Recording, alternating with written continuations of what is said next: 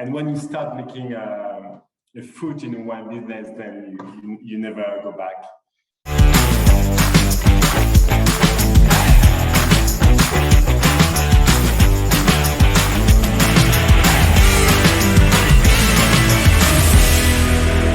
So what I'm super excited about is a few months ago in Manhattan, there was an event called Taste in France. And out of all of the wines being poured, I learned a lot and I had some incredible conversation in the bottles from Château Haut-Grelot.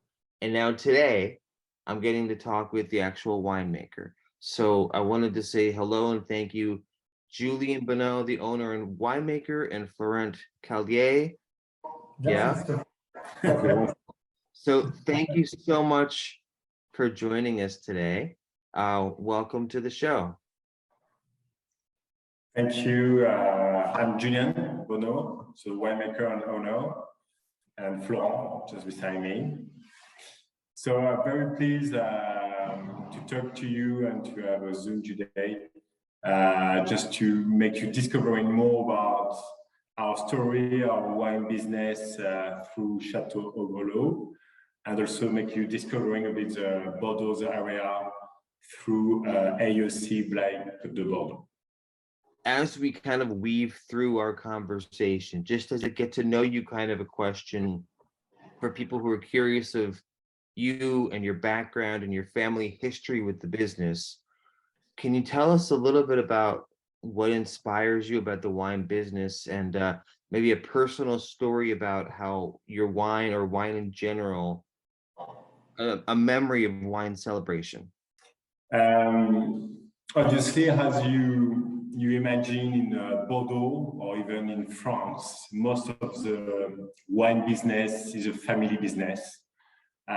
It's very, father and a son or daughter is always this kind of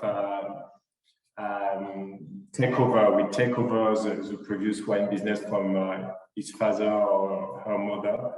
But from my side, it was that.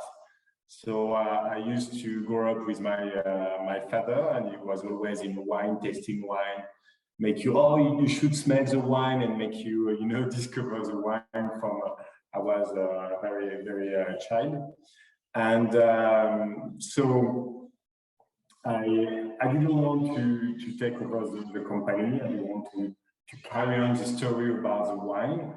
But I had one weakness. It was I loved wine, actually. I like very much wine.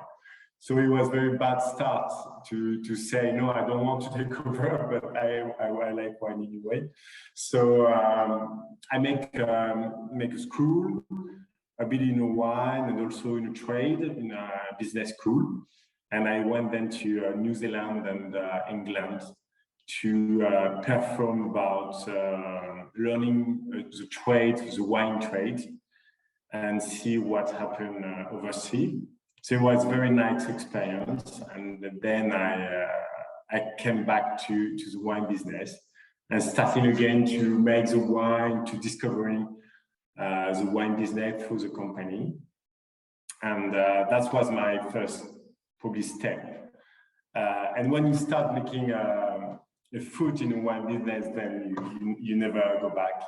Because obviously it's very a passion is getting grow and grow, because making wine is like grow a child. You start from the vineyard, and then you go to making wine, and then to age the wine in barrels or through in Florent or whatever.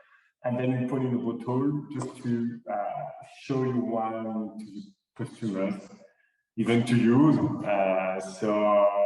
And then you have the feedback from the customer is always very interesting and very, very nice interactive communication. So that's why I carry on and develop the wine business.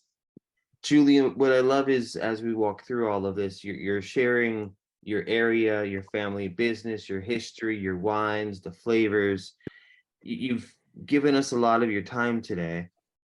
Now, for those who are watching and listening, tell us how we can find your wines, how can we support your vineyard, tell us what our audience can do for you today. You can buy this wine in US. First of all, that should be a fantastic support. And also to go follow us and to follow our story about how we try to develop in US as a market, and also to follow us for how quality wine, the story about all different cuvées I release, and all the story I do. So that will be a very nice support.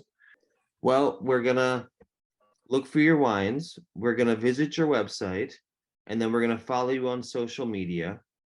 Do not hesitate to buy wine and to try and to see how the taste is coming from the vineyard.